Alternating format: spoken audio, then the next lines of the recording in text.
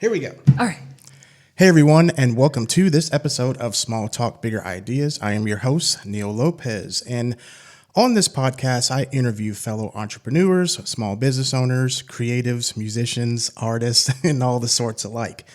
The purpose for this podcast is to talk about their business, their creativities, and their passions, and hopefully with our freestyle, chit-chat, and small talk, we motivate you to come up with a bigger idea.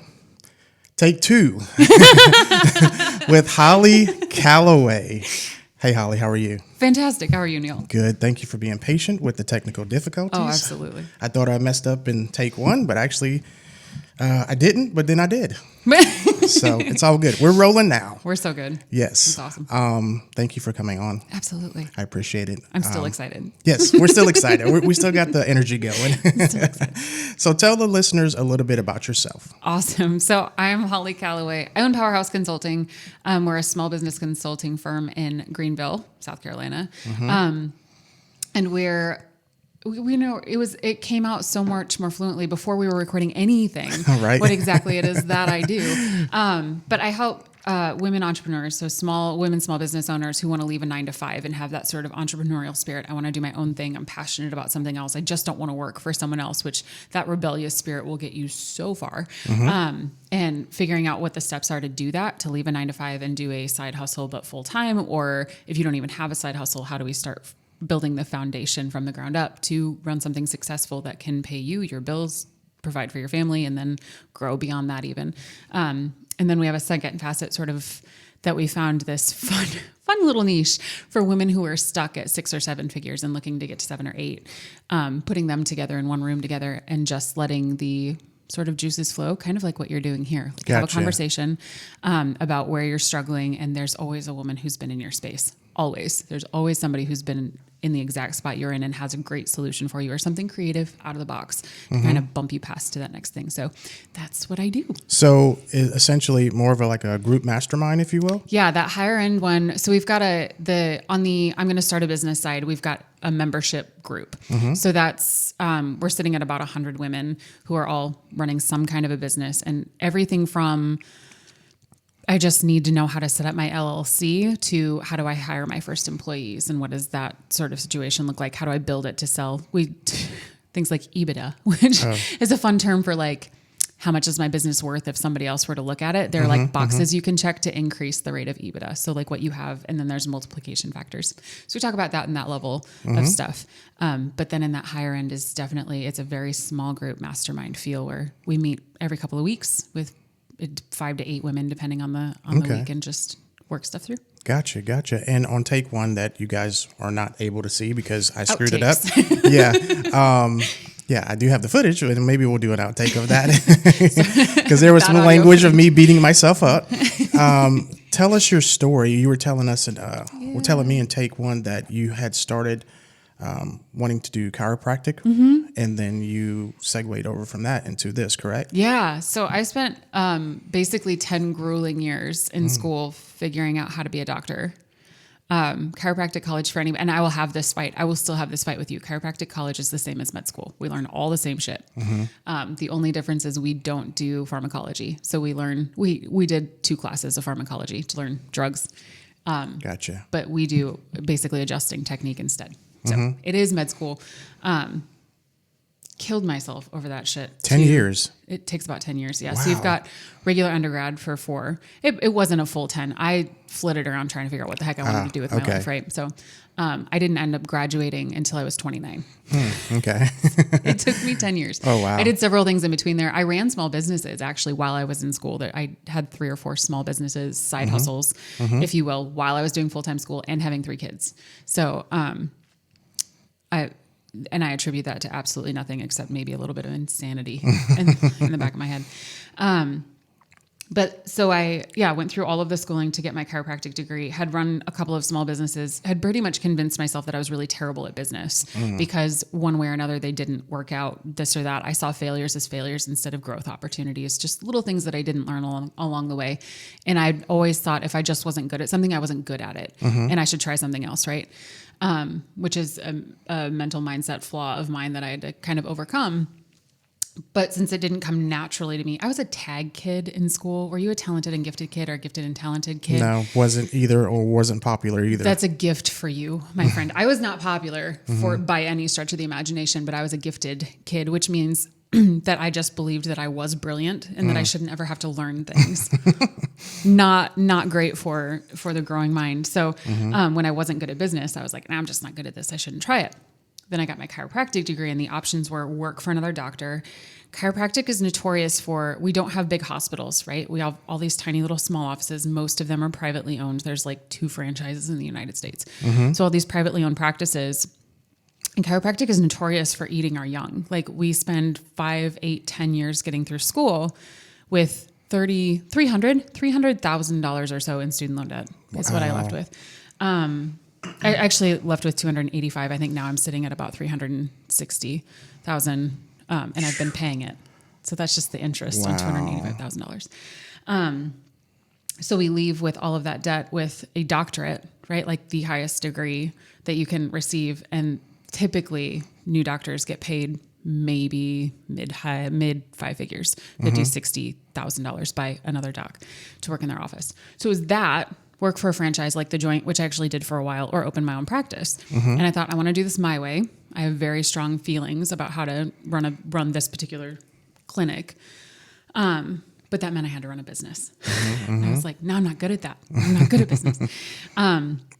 So I put on my big girl pants and was like, okay, we'll figure this out. For the first time in my life, I was like, I'm going to learn how to do something hard, as if chiropractic school wasn't hard. But that was very like structured. You just go through the process and at the end you have a degree. Right. This was, nobody's here to show me. Right. Just figure it out.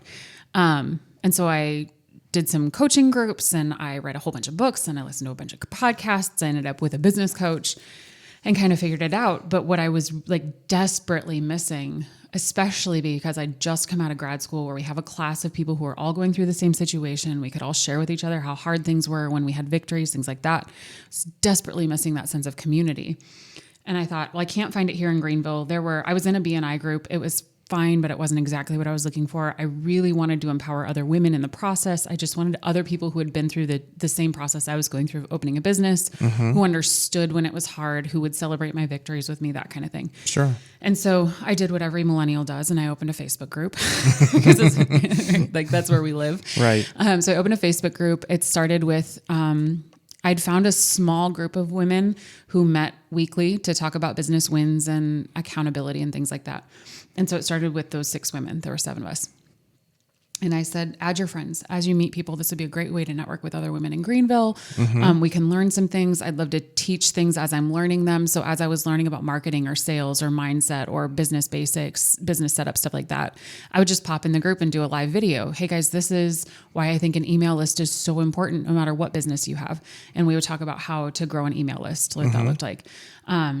And so I did that for the first year and a half that I was building my practice. We built this group sort of side by side, and I used it as a way to sort of gather leads for new patients. As people knew me, they understood me, they were getting to know me through the group, could trust me, know, like, and trust, kind of thing. And it worked. I had several patients that had come out of the group. We did regular meetups and things like that. And like, I would do the thing and then I would teach them how I did the thing. So we had, there's a book called Book Yourself Solid. And I'm sorry, I know I'm talking a lot. You're fine. There's a book called Book Yourself Solid that talks about an S-tip-2, which is an always have something to invite people to event. So every single month we would have events for my target market. And so I would do that for them. Like, hey, we're going to have an event at my office, a networking event, a mom's night out, or something. And then I would teach them how I did it. Right. So like they were being basically put through the marketing system that I was teaching them. It was a really fun petri dish, right? To be like, look, I'm selling you the same way I'm telling you to sell people. And it works. Right. And I did that for about a year and a half. And then I'd say October, November of last year of 2019, I just had like an existential crisis moment of chiropractic is exhausting, absolutely exhausting. And it's one of those things that you really, truly, it's kind of like teaching middle school. Like you have to have a heart for it or you can't do it very long. there's just, it either has to be your calling in life, like this is the thing I was meant to do, or you just don't last very long. So, and I can imagine it's a very monotonous thing, huh? It's monotonous. I tend to want to fix everybody's everything. And with chiropractic, it takes time. It's not a pill. Right. It's not here, come in, let me tell you what you need to do, and you can never come back again, and magically we fixed it. Everybody hears the sound of an adjustment, like that sort of popping noise, and assumes that things are put back or fixed. Right. And then when they have to come back in a week and do it again, they get really frustrated. And that's just moving the gas out of the pockets and stuff, right? It's not actually cracking your bones. It is. Yeah. It's really, where the joints articulate, when you move them far enough to make that gas noise, they'll come back into alignment, quote unquote. But it's like half a millimeter. People think it's like this massive shift and we've put something back where it belongs. Right. It's a small shift, and then your body has to take care of holding that, and it doesn't hold until it's been trained to do so, kind of like going to the gym. Right. Getting that across to people was exhausting. It was every single patient, every single day, repeating the same message.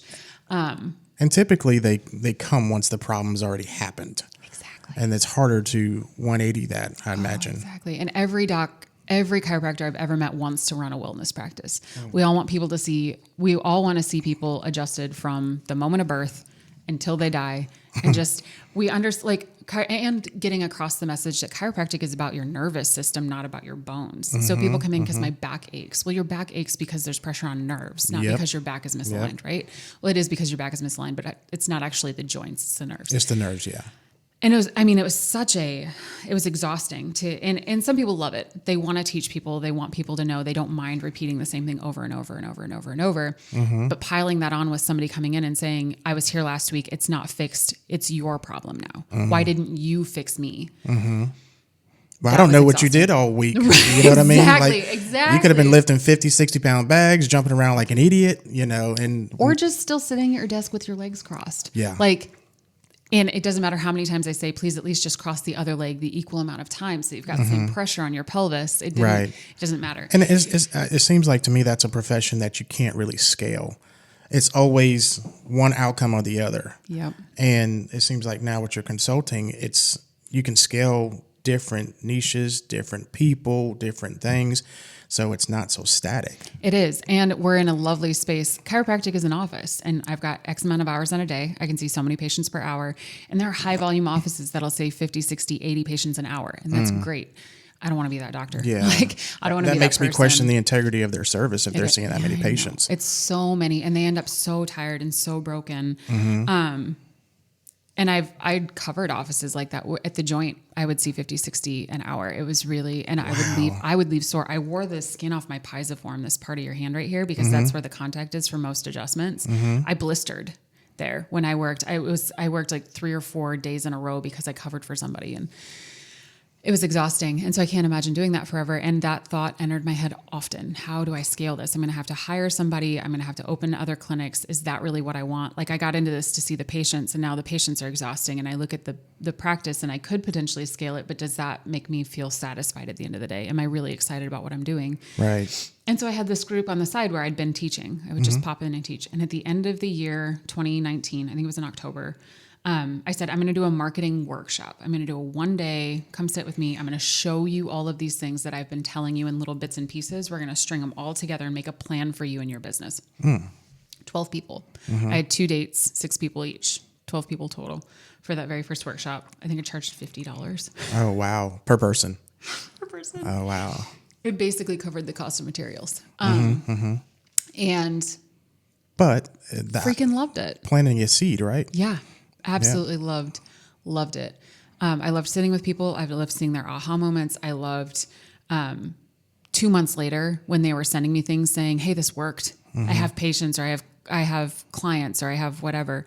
And so I did the workshop, absolutely fell in love with live teaching that way. Kind of looked at my business and I was like, how can I structure the Powerhouse, which was the name of the group, to make me money? How can I do this in a way that I could live off of it, have it as a side hustle, whatever. And so I took my first couple of coaching clients, and a year in, I don't even do one-on-one coaching. It was not my jam. Same reason that I didn't love chiropractic. It was a lot of like, why isn't this working yet? Shit takes time, man. And we are such a instant gratification beast. We want it now. Not even overnight anymore. It's like now. No, yeah.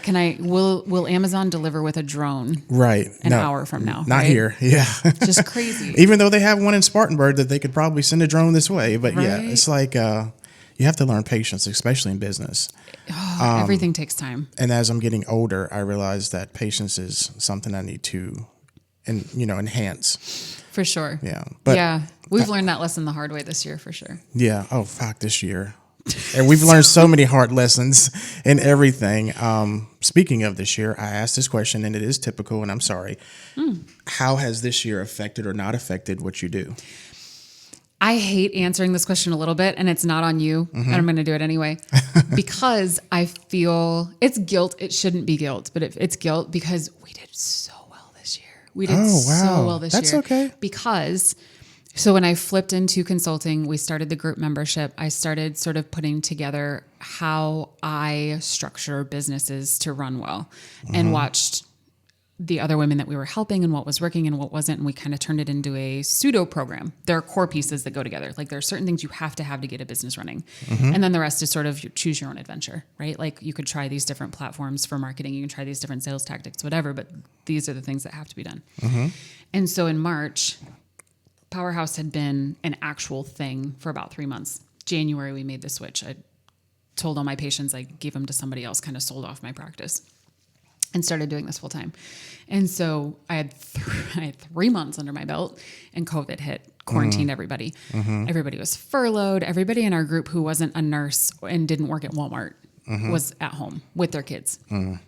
And so many of them had this side hustle for ages that they were just trying to get up and running. We had painting party people and bakers, and we had people who are small business consultants of their own variety, and sleep coaches and realtors and financial advisors, all these women who couldn't go to work. But now it's like maybe it's time to seize the day because you have the fucking time. So we had this very interesting mindset shift that had to happen first, where I had to be okay with still selling what I did for a living.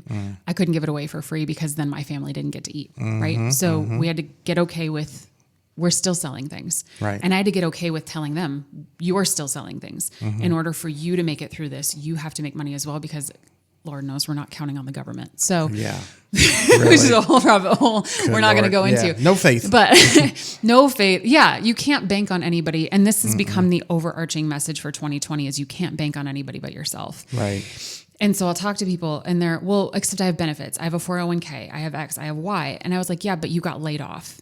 So what good do those benefits or 401k do for you if you can't guarantee that you have work tomorrow? Now, if you're building a company, you can't guarantee anybody will buy it, but you can sure as hell put in the work to make sure it does. Right. And so starting in March, we started doing different series of here's what you can do in your business right now. If you are a brick and mortar, if you shut down, here's how you can keep things going. We did Greenville gift boxes. We helped a whole bunch of our local women who run ice cream shops and restaurants and boutiques. That's awesome.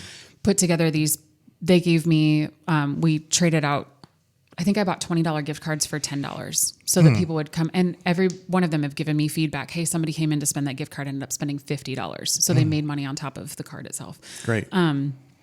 So we did a bunch of that, little things like that, but they started showing up in droves. Our group went from 700 women to 2,700 between this time last year and now. So we gained 2,000 members. That's fantastic. Because, everybody saw it. Everybody was like, this is my opportunity. This is this one time. I also don't know what else I'm going to do because normally I would go to work for 9 hours a day and I'm not doing that right now. So maybe now is the time to make this happen. So we got ourselves okay with selling stuff. We sold out workshops. We sold out retreats. We sold out courses. I started creating courses like a crazy person. Oh my goodness. That was a steep learning curve and we did it really, really quickly. I switched over to a platform called Kajabi. If you're not in the coaching space, you probably don't know. Yeah. It's a great platform. I love Kajabi. It's we easy. looked at several. It's so beautiful. It's so drag and drop and just gorgeous. And put out, I think we put out like 8 courses in 3 weeks. We figured out how to record over Zoom. So we did slides and recorded voice over Zoom and everything from mindset reset to business basics to sales cycles and creating your target market. And it was just anything you needed to know to start a business. Let's get this done. We made a 28-day power launch. You can literally from start to finish, concept to cash in 28 days. Wow. Fantastic. And all of the things to have you set up to scale for later. And yeah, the moment there was demand, the moment people said, we went from trying to find women who are willing to leave their jobs to all of these women who had been let go. That sounds like some good targeting. It does. And Which is, I mean, that's what you do anyways online. Right. And we weren't trying to, it feels like we were preying on women, right? Like, you get that like slight tinge. And you've at the got end to of the find day, your audience. Yeah. It was an opportunity. It was a beautiful opportunity for us and for them to find. And so now and I can't tell you how many stories we had. Every single one of them still gives me like warmy inside feelings of, I was just going to do this till it was time to go back to work. And they called me back to work and I didn't go. Yeah. Why would you? Yeah. Just like, that's great. All of the beautiful, it like borderline makes me tear up that like all we ever wanted to do was make women business owners and give them that freedom and that power and that control. It sounds like you're more of a strategist than a consultant. Definitely. I mean, you're so passionate. It seems like you're so passionate about strategy and systems. And that's a good thing because I don't know a lot of people that are. They just kind of fly by the seat of their pants with their business. They think they can open a door or they think they have a great product, but don't have to do any marketing, don't have to do any strategy, any sort of audience research or anything like that. So it sounds like you got them covered. That part of it is, I always have to choose how deep into a rabbit hole to go because I could talk for just hours and hours and hours and hours. But I personally have, I have ADHD, pretty intense ADHD. So I have a really hard time focusing. And I have 3 kids and a husband and I'm the breadwinner. And so there are definitely times where shit needs to be prioritized and it needs to be put in pretty little boxes and I need to know what to work with next. And I've got 7,000 ideas. I'm also I'm an ideator to the 200th percentile. I would love to sit around and just come up with business ideas for hours and hours on end. And so I feel like at the end of the day, my superpower ended up being assuming that everybody else on the planet also had ADHD. Clearly we need to organize your brain as much as I need to organize What's mine. wrong with your brain? My brain's fine. Right. Exactly. But what it ended up coming down to is I need a system or things don't function correctly. And I get panicky. Like I strive for a system so that because I thrive in chaos, so I will create chaos to find success in it. And that's not okay because that affects all the people around me too. It's like, why are you constantly like up and moving and running and it's crazy? So to counter that, a system for me that always makes it feel like I've got a little bit of chaos. Like there's always a little bit of pressure. There's always a little bit of push, but it's because there's a priority list that has to get done in a specific order. Works really well for me. But it turns out also, even if you don't have a brain that works like mine, yes, you absolutely need a system. You need to be able to pull yourself out of your business and let it run, especially women with families, any woman who is the breadwinner.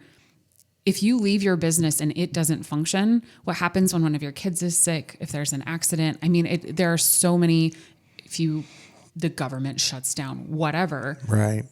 It's got to run with or without you. And so that it ended up being very fortunate that the way my brain works also was very, worked out really well for a lot of other people as well. Right. Gotcha. So, I mean, I'm glad to hear that you're doing good this year.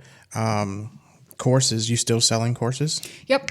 Cool. Yep. So let me ask you, besides strategy, consulting, your mastermind group, what areas of marketing do you dive into as far as what platforms are you typically working within to not only grow your business, but grow the business of your members? So we do this really fun thing where we kind of do a quiz when we very first get started. The first thing we focus on is your target market. So who do you want to help? Why do you want to help those particular people? Does that feel right? Do we also do a lot of feely stuff because we're women, right? That's all the intuition. What feels best to you? Right. I thought for a long time I only wanted to work with men. Turns out I only want to work with women, but I had to get into the feely stuff. And then where are they? So we do this really fun breakdown of, okay, so if these are your top 5 clients, who you enjoy working with. They're this age, they're this demographic, and they're this. We talk about psychographics a lot. How are they thinking? And then we can usually go find them. So are you doing B2B with corporate people? Does LinkedIn make sense? Are you doing stuff for moms or stay-at-home moms or homemakers? Pinterest is going to be your friend. Are you working with people who are in their 20s and 30s? TikTok, Snapchat, Facebook, Instagram, they're all your jam.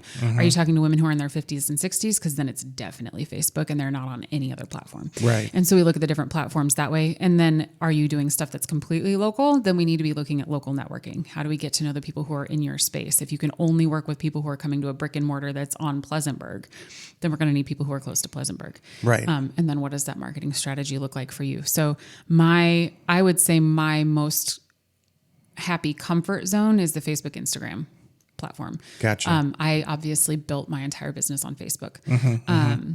Instagram is super close second.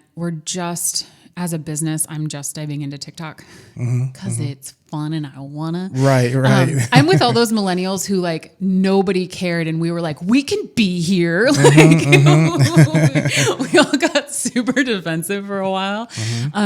So just diving into that. Dr. Dawn was on your show the other day. She was one of my clients when I very first got started, and it was on a whim. I was like, you should try TikTok. I think that would be like, you would be a fun experiment. And Let's look try at her it. now. She fucking blew It up, like so viral. It's TikTok. like, I took a double take. I was like, 500,000 followers. What? Right. And it's her stuff is very valuable. It's all about value proposition, of course, besides just the funny shit on TikTok. Right. But like, that was surprising. Yeah. Not because of anything, not because she's a woman or acupuncturist, just to know someone that has went viral on a social media platform. So cool. Yeah. Yeah. And she's brilliant. And I think we did it kind of on a whim, but hindsight, beautiful, right? All of these people who are in a country that they can't afford the healthcare that they need to go get. She's giving them things they can do at home, right? To try.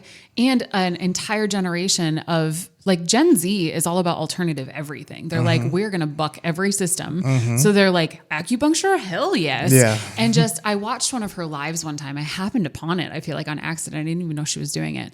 And people were like, what do I do for this? What do I do for that? And she was directing them towards videos and showing them things on her little doll and whatever. And people were just starved for that information. Like they were so excited. And I was like, I feel like a genius for this. And it was not a genius moment. It was literally like, will you try this? Right. So that I can know if it works for my other clients, please. And she blew up. She killed it. Yeah. TikTok it was brilliant I really wish it was like on purpose brilliance, but that accidental brilliance was awesome. And I love it for her because it's not like she just has 500,000 followers. She's getting the views too. And she's actually doing some good. She's helping people, like you said. Yeah. And had to learn so many things along the way that she was perfectly willing to learn. Like a Dr. Dawn will adapt faster than any human being I think I've ever met. She was like, okay, now I'm viral on TikTok. What do I do next? And I was like, yeah, she's trying to figure out the next move. Yeah. Brilliant. Just absolutely brilliant. Love her to death. Yeah. Yeah. She's awesome. That was in case you guys don't know what we're talking about, that was the episode, very last episode. I think it's episode 9 or 10. So check that out. It's in the description. Anyways. So that all sounds fantastic. I love the movement that you're doing with helping women. Big plans for 2021 or tentative plans? No, we've got some really cool. So I happened to meet a mentor this year who's sort of become a coach. It's a really interesting relationship. And he's a phenomenal human, and he had a great network. He built a company and sold it. And it put him in places to meet people that I'm not going to say never. It would have taken me several years to get to. But he did the time and made the connections. And he said, I've got these women who could potentially use coaching or masterminds or things like that, that I don't have the right parts for. He's like, I'm not best suited for helping women. And I was like, nope, totally understand that. I would say he's better at it than most men I've met. He's lucky that he and his wife have really good communication, and he understands the struggles and he gets it. Right. But definitely we needed a woman sort of powered whatever. So he used those connections. He was super giving, I guess is a good word for it. And I was like, here are all these people I know who need what you're doing, have made a name for themselves one way or another. Let's put together a summit. on an island. Oh yeah, let's just go to an island and yeah. Oh yeah. No, the first couple of times we met, we have a room with a whiteboard. And I have to whiteboard. I have to get it out of my brain and into something like we were talking about, structure it, right? So I've got color-coded whiteboards for everything we do. And we got done and I laid on the floor. My body was literally like, you need to process. And he was kind of giggling at me. And it happened probably the first 3 times we talked because the ideas, like I love ideating.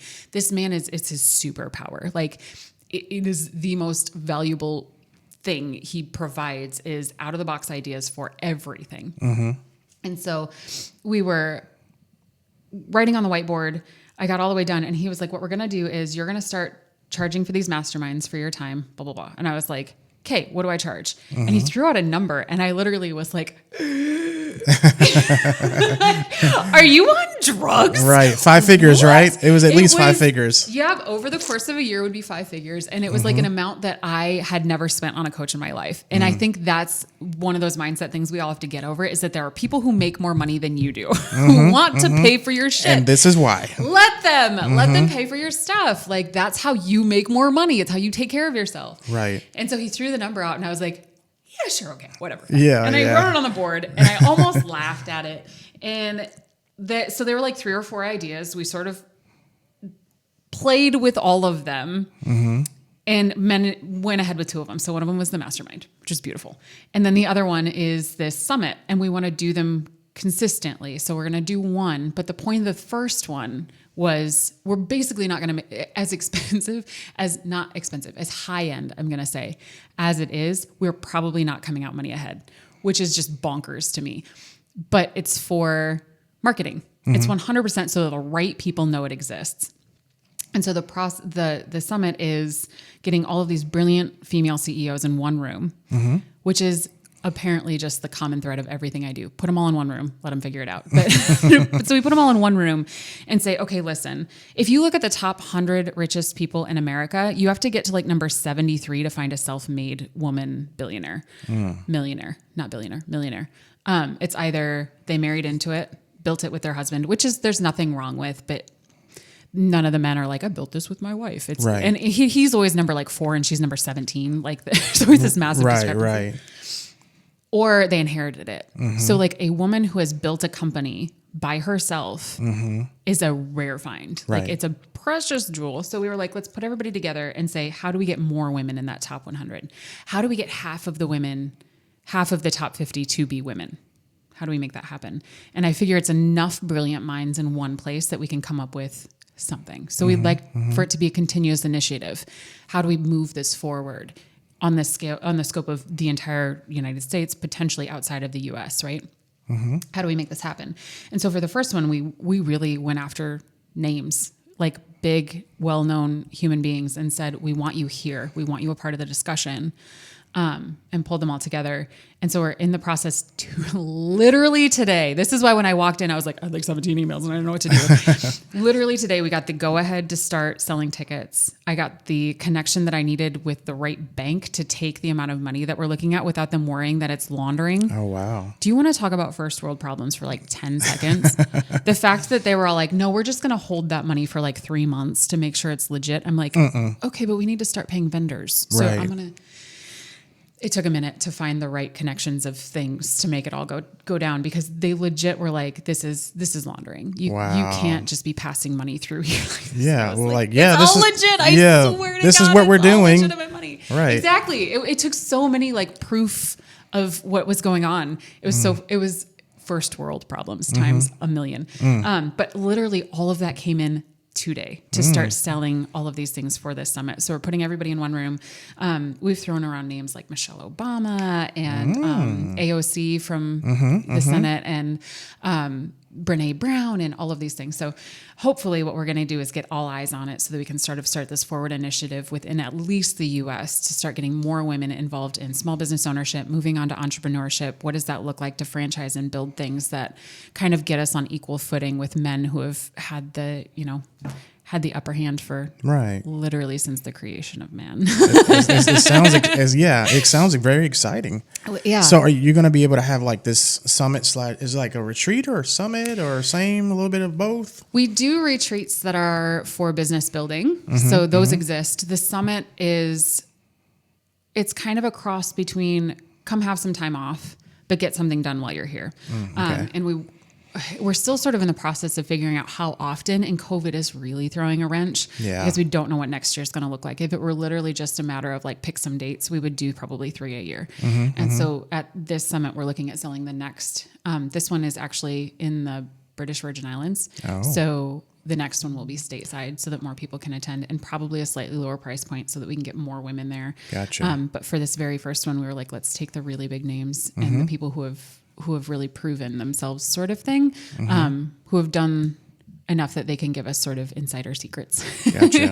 That sounds good. You shouldn't say laundering and insider secrets in the same conversation, but who can give us their stories, and maybe we can find some common threads to help more women get to that point. And we really think it's about, honestly, as much the network as anything else.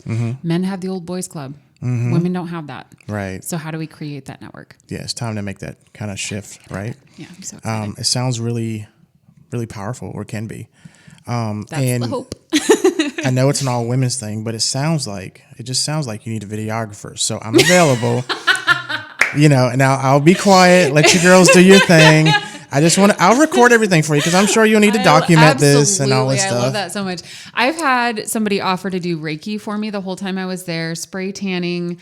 My mom was like, I'm pretty sure you just need moral support. So if you want to take me along, that would be great. You guys, it'll crack me up. But when it's stateside, I'm all for literally everybody. I'm like, just come come hang out with me. You have no idea how.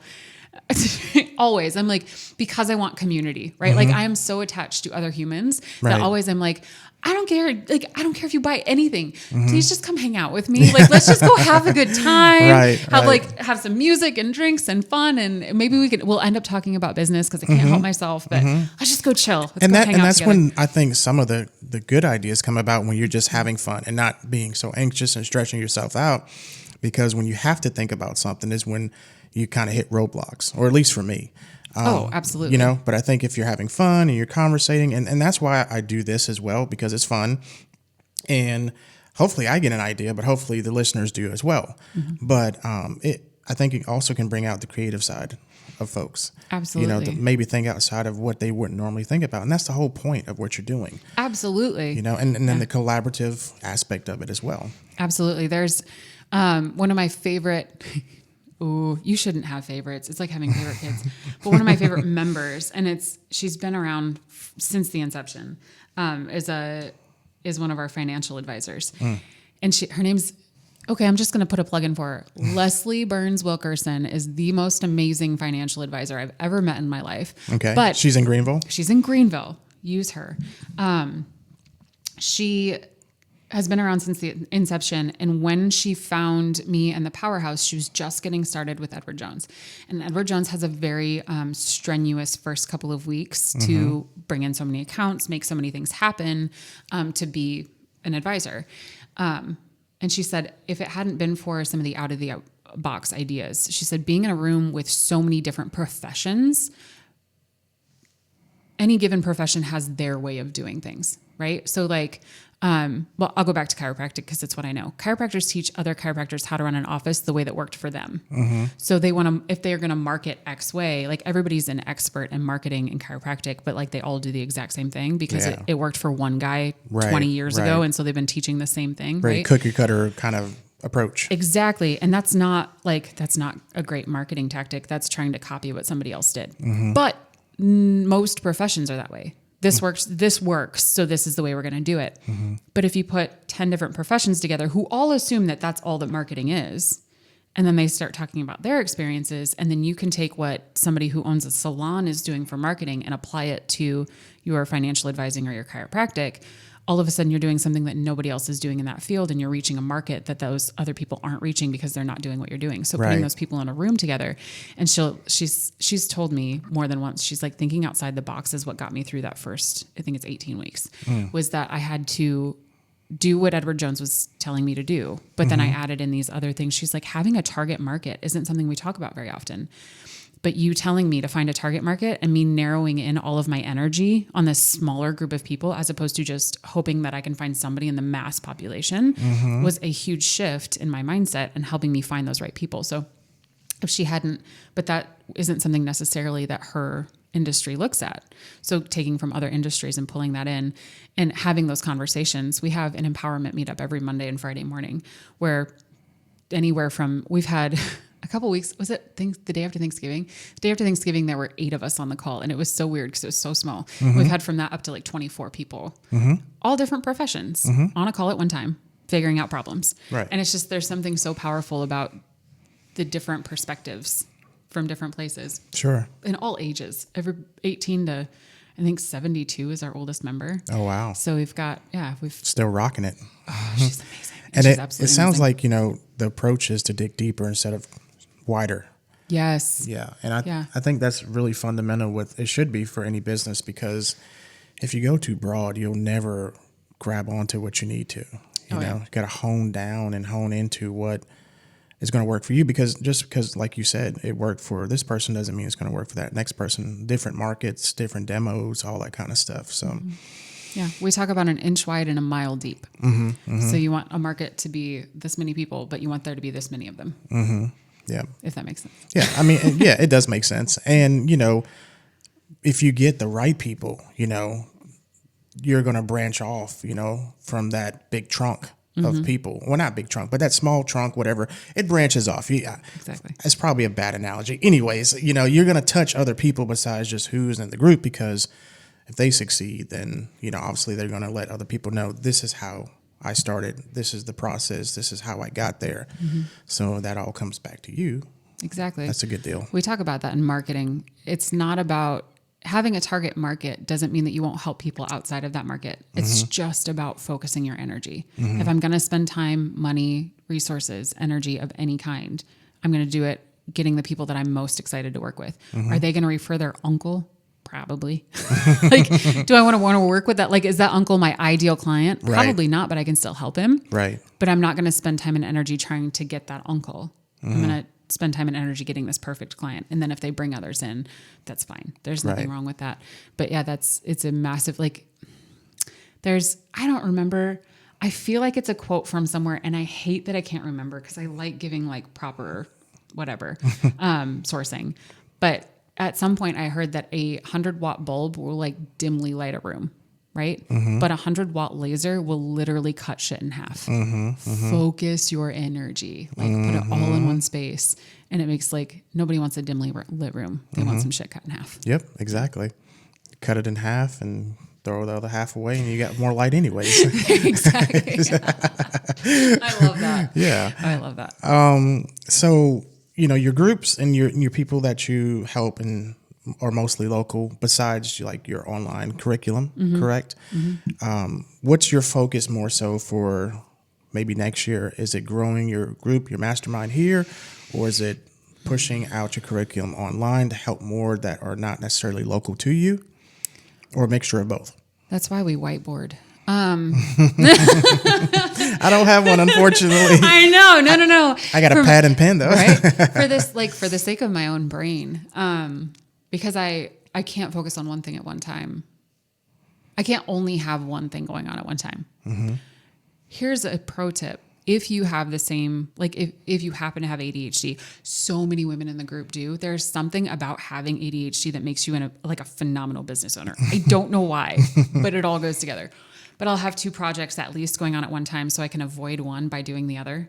So I can procrastinate. That's a good one. I'm going to use that. Allison Huey, who runs Carolina Music Therapy, came up with the word procrastinate, and I use it all the time. She's also phenomenal. Gotcha. So I can avoid doing, when I don't want to work on mastermind stuff, I go work on courses. And when I don't want to do courses, I go work on mastermind stuff. We can do both. I love our local market. I love Greenville to death. Like I said, probably 70% of the people that are in a group are from at least the upstate area. Either it's, Union, Cowpens, we're spread all over the place in the upstate. But we had a faction of people joined from Atlanta recently. Something okay. kind of caught fire there, and we had a whole bunch of new members from Atlanta. Chicago, we've had a couple little blips here and there of 20 or 30 people will join from somewhere like Chicago. Charlotte, North Carolina, we've had, again, just a few little things every once in a while. Something will catch somebody from there will say, like, this is brilliant. I want to pull people in. And then Dr. Dawn's sister is in Los Angeles. Ah, okay. Los Angeles, California. I think it's Somewhere LA. there. So that's brought in this whole, we do 9 a.m. meetings. That's 6 a.m. in California. Yeah. So there's this whole other side of things. But we've got a lot of growth focus. A lot of it, honestly, it all comes down to how many women can we give the confidence to leave what feels like a secure job to do something that they actually feel passionate about. My dream would be that anybody who feels the need finds a way to spend this one life that we have doing something that they actually feel like has purpose. And it's not that everybody has a calling or has one particular purpose, but clocking in to a job that you took because you needed the money and then doing that for 20 years. That's not living. That's not living. That's not enough. If you're happy with that and you work for a company that you love and you love your work, perfect. That's amazing. But it's not freedom. It's not for everybody. It's not for everybody. And it's not freedom. And it's, I have trouble comprehending that that's okay for anybody, but I do know people that love it. And are okay with it, yeah. Yeah, And then it's more great. power to them. But It's I great. think there's a lot more to life than just punching someone's clock. Exactly. And building Build- someone else's dreams. Exactly. Like you can build your own. Everyone has a dream of their own. I think they should always try to pursue. And if you fail at it, you're not a failure. You're a failure if you didn't try. And I've gotten to, there's a song, I was just listening to it yesterday. It has nothing to do with business. It's about like MMA fighting, I think. But he says he has no L's, like no losses. And I said, that is a perfect metaphor because neither do I. To be completely honest, I have bombed some shit. And we teach that you will fuck it up the first time, every time. You will not do it right the first time. But it's not a loss. It's never a failure. And getting that across to the majority of the population is a really difficult concept because we're taught that there are things that you screwed up and that's just not what you're made for. Or that's very clearly you shouldn't be doing that thing. Or if you tried shouldn't once fail. and you failed or you didn't do good at it, then you don't need to do anything else of the sort anymore. Yep. But for me, and it should be for a lot of other folks, is if you fail and you keep going, it's called growth. Exactly. Because eventually you'll get wherever you need to be and wherever you want to fit. Now, you still have to have the drive and the passion to do it, but it's growth. Yep. You know? Tenacity to get through and look at it as, okay, so we were talking about Brian Knox earlier. Shout out Brian. He'll be on a show sometime next year. Right. when Whenever he he stops, gets here. yeah, when he ever stops canceling on me, I'm kidding. Jeez, Brian. Yeah, No, come on, he's, man. He's amazing human. And we had, so I've always said like, it always feels like collecting data, right? And he finally articulated, he gets on rants, which is, you're going to love him because he just ranty about things. And then he'll pop out these little one-liners where I'm like, hang on, I got to take I got to write this down. Give me a second. But it was something along the lines of entrepreneurship is just a series of like failed attempts. It's basically just gathering data. It's, okay, so I did this thing. Here's what worked. Here's what didn't. Now I adapt. I take what I learned and I move on to the next part. It's not even the next thing, the next step. Right. Okay, so I'm going to try this. This worked. This didn't. Here's what I learned. Now I'm going to move on to the next step. And if when you look at it and you say this worked, this didn't, and then you focus on all the shit that didn't, but you don't grow from it, and you just say obviously that's not for me, and you walk away. We lose so many entrepreneurs every year who are like, I'm going to give this 3 months. I'm going to give my side hustle 3 months and see. It's not enough time to do shit. It's not enough time to do shit. Not nearly enough. It's not enough time to fail. You need to fail more times than 3 months gives you allowance for. You have to fail and fail fast and figure it out along the way. And then take all of that and grow from it. And it is such a journey of gathering good information. I didn't fail. I learned something and then I started over. There's a reason I'm on business number 6 and this is the one that's finally taking off. Like there's a reason that I tried like any type of marketing. So say Instagram marketing. man, I've tried and failed 7,000 times. And I'm finally kind of grasping where my groove is, like my happy space on Instagram, right? It takes trial and error and having a post blow up with 300 likes and then going back to 17 and being like, what the heck? Well, why was that one different? Right. That doesn't make the post with 17 failures. It's like, well, how do I learn from that one and these 17 and what's the difference? Obviously this post was of interest. Let's recreate some sort of version of that and hopefully, come up with the same result.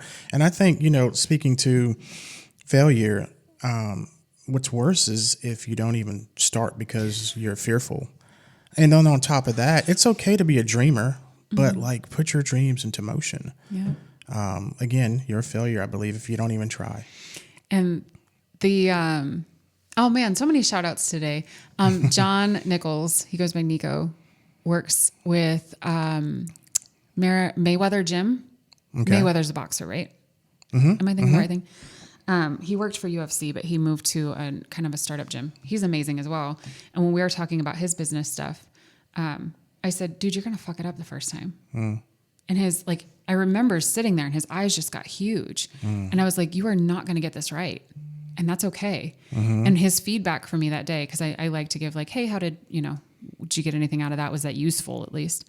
And his feedback was, I'm actually way more comfortable to move forward knowing I'm not going to do it right. Like you have to see the first time always as a learning opportunity, right? So many people are afraid, like they're afraid of putting it out there to friends and family. They're afraid of somebody seeing. Let me tell you right now, if you take nothing else out of this podcast, nobody gives a shit. Nope. Nobody cares. And you shouldn't give a shit. You shouldn't give a shit what they care. Yeah. Exactly. But also know that think about how many people you've ever thought, so-and-so said they were going to do this and now they're doing that. And I'm offended. How dare they? Nobody gives a shit. Yeah. Nobody thinks that. Yeah. Everybody's like, oh, I thought you were doing, this is chiropractic to business consultant was not a small step. That was a massive leap. Right. And I spent a solid 5-6 years talking about chiropractic on all of my social media platforms and how amazing it was and everybody should be using it and here's why we're so misunderstood and then boom, why it's so good for you. And then radio silence on that and onto things like failure and how you're going to screw it up the first time and why your marketing matters and blah, blah, blah. And people were like, the heck? But the thing I would take from that is, okay, she did all of this and now she's got this information. So apparently she's went through this shit and lived through this shit and learned from this shit. Now I need to listen. Now on to something else. And what I got was most people went, huh.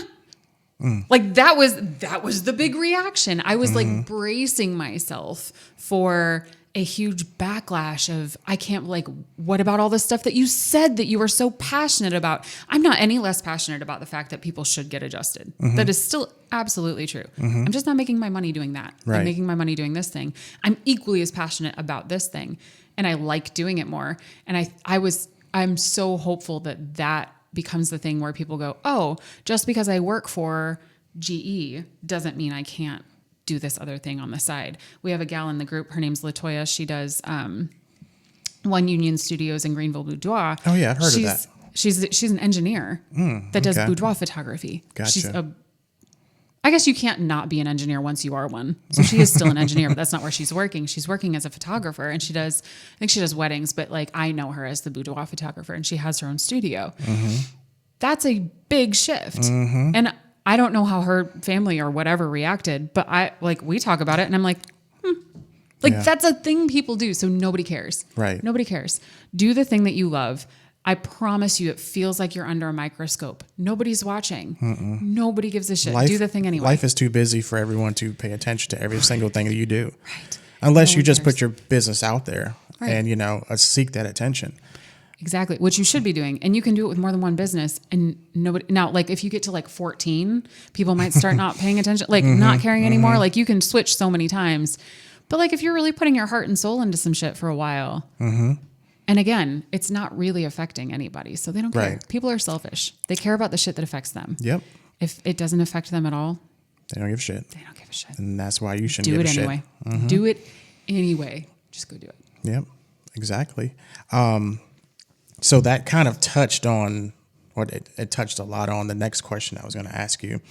So 2020 has been a bastard to a lot of us. more so than others.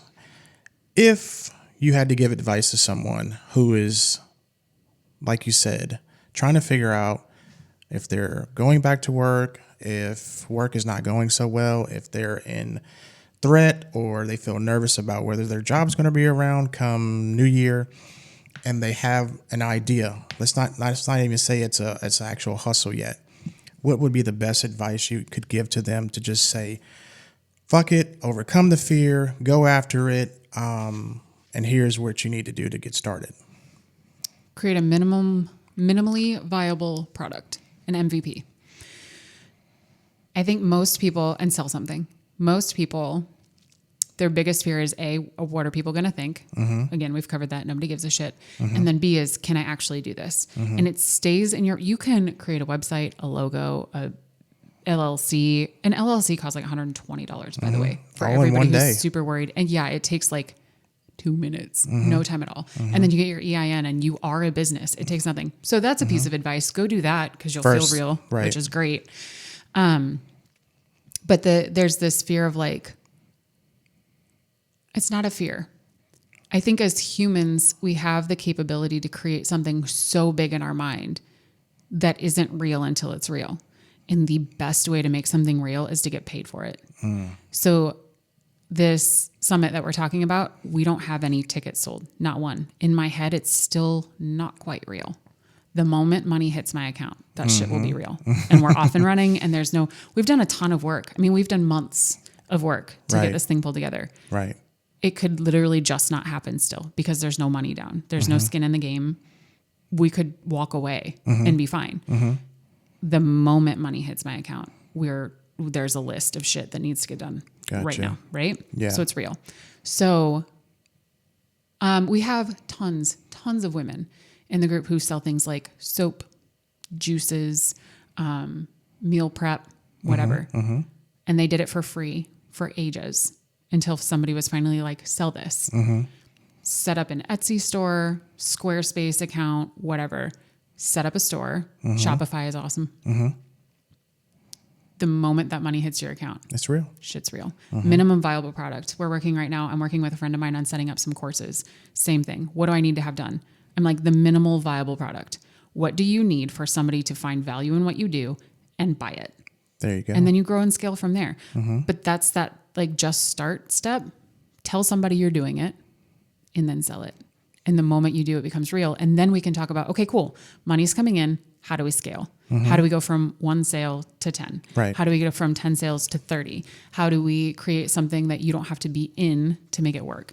How do we look at what employees look like? Do you need production? Do you need a group that is like, our groups are beautiful because they're infinitely scalable. We could have 10,000 people in my membership group and it would run exactly the same. Is that something that's possible for you? If you're selling courses, that's forever scalable, right? That's an evergreen product. It's beautiful. Do you want to launch? Do you want to do evergreen? There's so much more. The other thing I would say is if you're a woman, just join our group because then we can tell you how to go, Right. how to start. Join her group. Here are the steps. Buy her course. Buy the courses. And get your shit together and start. That 28-day power launch, it was such a love project. It was such a passion project. I took 2 weeks off. I put all of my coaching clients on a back burner. I said, here's stuff to work on for 2 weeks. Don't call me. Don't text me. Don't talk to me. All of the group stuff, I had somebody else run. I took 2 weeks and I recorded like 76 videos. Wow. I made worksheets. You're the I made a course Trello queen. board. Yeah. Jenna Kutcher at one point said she created a course in 3 days in a hotel, like got a hotel for 3 days, stayed in that hotel room and created a course. And I was like, if she can do it, I can do it. That was bullshit. Jenna is way better at it than I am. Because it took me 2 weeks. Yeah. And recording and uploading 70s, they're all short. They're like 1 to 3 to 5 minutes, just depending. But then like the Trello board to go with it, daily emails reminding you what step you're on, what you should have done by now. Ton. It was it's literally concept to cash in 28 days. And I was like, we can do this. I can make this happen. It's an amazing course, but it was such a passion project. And now it just sits there until somebody is like, you know what I mean? It's such a weird thing to I don't like promote it very often. Every once in a while we'll do a sale on it or something. But like for the women in the powerhouse, it's always available whenever you're ready to start, but I don't push it. So like Just this little baby, quiet just baby sits out sitting there. And you wanted to cry, you wanted to wah. Let me take care of you. And there's Yeah. nothing, like we did it so well that there's nothing to take care of. It's just there. Just there. Yep. But it's good. It's an asset. It's a digital asset that you have that you worked hard on. Oh yeah. And again, once you see money from it, all the gratification is real. Oh yeah, it's so real. And the beautiful part about that truly was that there was no, outside of my time, which is insanely valuable, and I recognize that, but outside of my time, it cost me nothing to put together, right? Like I think I have a professional Zoom account, so I use that to like record my voiceover slides or whatever. But other than that, it's 100% revenue. Like it's all the ROI is phenomenal because it didn't cost me anything. Courses are beautiful. Yeah. You do have to pay for Kajabi, but that just comes with the territory. Yeah, but I mean, if you're going to pick a course platform, Kajabi's it, I think. Oh, man, Thinkific's okay too, but Kajabi I like better. They both have, they definitely both have pros and cons. I just added a membership site. Like Kajabi has, you could do a little course, a big course, a 12-week course, blah, blah, blah. They've got all the templates kind of for you. And so that's what we've been using. And I'd seen membership on there and I was like, oh, we've got the Facebook page, whatever. Facebook's last update, like we couldn't add people to the groups, like my membership group. We couldn't find shit that we knew had been there. Like live videos weren't posting. I couldn't see comments. Yeah. I like had a mini heart attack of like, what if my platform goes down? Yeah. I got everything invested in Facebook. About a week or two ago, it was really being funky. Wouldn't tag anybody. Do shit. Yeah. If you hit like a react, it wouldn't even register. Right. Yeah. And so like you look at that and it's like, it's borrowed space and I don't want to rent anymore. So we got into that membership thing on Kajabi and I was like, I'm not sure, as long as Facebook is working, I'm not sure how many people will log in but you can get Kajabi on your phone as an app. So I'm like, we basically have a powerhouse app, which is beautiful. You can watch all the videos that are attached to your membership or whatever. Yeah. And then it has this membership site where there's like, we have 4 topics. Everything we do is business basics, mindset, marketing, sales. So we've got those 4 topics. And they can go in and post. And it's kind of like Reddit with subreddits. Like you post a question and then all the comments come underneath and then there will be a post and all the comments. Or you can go to the feed and just see everything. Right. All in Kajabi. Like, I love this platform. Yeah, Kajabi's beautiful. And speaking of Kajabi, I think it would be a great platform for someone that has knowledge about a certain thing to start your own course. You know, even if it's like a lead magnet to a 49 or a 99 or a 297 course, like, people should be thinking about that right now. Oh, absolutely. Hell, I mean, there's tons of podcast courses out there. And once I get to a certain level, I've already decided I'm going to do like a basic, intermediate, advanced pod course, beginners, whatever fucking program, you know, and just, I don't know if it'll work, but if it does, like you said, the first dollar I get from it, I'm going to be like, oh, this is fucking cool. It's real. It's real. And it's money for just doing something that I like to do anyways that I had some knowledge about. Exactly. And I feel like that's where the world is shifting. I really, really do. I think information. So key. It's such a big industry right now, especially COVID helps for sure. But the more college tuition goes up and the fewer jobs that require, and the more people who just aren't looking for jobs. I mean, entrepreneurship is a booming industry right now as a whole. The fewer people looking, but like, I can't take a college course on how to do what I do. Like I can't take a college course on becoming a business consultant that will actually help me with the with the clients that I'm helping. Right. Like I could go get an MBA and that's fine, whatever. So generalization, it's not really niching down. Yeah. You know? And so all of the like good meaty stuff of like, I've been there, done that. Now I want to teach you about it is in online courses by people who have actually been and done. It's not stuffy old men, you know, at a university who have been tenured kind of thing. And I really like you can like learn how to create a photon reactor in your garage on YouTube. Not kidding. That's a thing. Yep. Like why on earth with as expensive as tuition is getting, the whole world is like, just let me pay you to teach me how to do this thing. The whole world. So if you know something, anything at all, create a course. And I think Kajabi's like it's like $97 for their smallest, whatever. And you can have up to 5 products. It's like 5 courses to sell. That's plenty to start. Well, and the beautiful part about this is there's 5 products, but unlimited offers. So the offer is like the package, right? So you could have like 5 courses that cover 5 different topics, but package them different ways. Different tiers of the package. And have different offers that way. Yeah. And it's unlimited that direction. And you can sell things in their offers section that have no products attached. So like when we do our retreats, I sell an offer on Kajabi and they pay for it, but there's no products within there's no digital products to go with it because it's an in-person event. And so all of the offers are there too. Kajabi's brilliant. Your CRM, your website. Everything, Not that this all in just one. needed to be a way to sell Kajabi, but seriously. This episode is sponsored by, I'm just kidding. Right? It should be though. Kajabi. Holler at me if you want to talk. For real. But yeah, I mean, that's a lot of good information and value, I think, in this episode. And I want to revisit later in 2021 with you to see how things are going. And it's been over an hour, and I'm not trying to cut it short, but I don't like to suck up a lot of people's time. If you guys didn't get value from this, then something's massively wrong with you. And if you want to know more, I suggest you join our group if possible. Look into her courses. Look into anything that she has mastermind wise. And I'm going to let you say your information so they can find you, even though I'm going to link everything down in the description below. But you go ahead and tell them where they can find what. So just for in general, find me on Facebook. It's just my name, Holly Callaway, as a person. I have a public figure page. I'm not super active on there.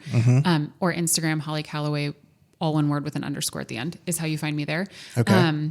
Otherwise, if you are a woman who wants to join the Powerhouse, it's the Powerhouse. It's a picture of me. I think it didn't used to be. Or you can do groups / that Powerhouse because we're in the Greenville area. Okay. And then website is powerhousegvl.com. All of the courses, if you want to just like have a 15-minute chat with me, you can sign up for that. Strategy sessions. I do 1-hour strategy sessions. You can buy one of those there. I can work you through your business that way. Those are the best ways to get a hold of me. Awesome. Sounds good. You guys really need to take the step to do it. Thank you. Because you're the only strategist that I believe. And like I'm sucking in all this shit because I like the value that you give. You know, it's all about value proposition, especially like when I'm thinking about or looking into something.